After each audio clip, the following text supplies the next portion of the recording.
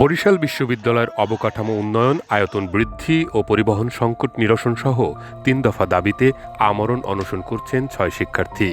বৃহস্পতিবার রাত ১টার দিকে অনশনের স্থলে যান উপাচার্য মোহাম্মদ তৌফিক আলম। পরে মশারি টাঙিয়ে রাতভর শিক্ষার্থীদের সঙ্গ দেন তিনি।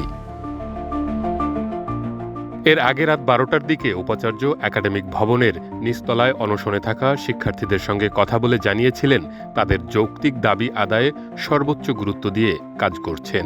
আগামী ১ সপ্তাহের মধ্যেই কার্যক্রমের অগ্রগতি প্রকাশ পাবে।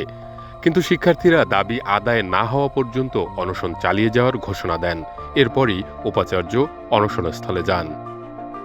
ওদের স্বপ্ন পূরণে পাশে থাকতে পেরে আমরা গর্বিত।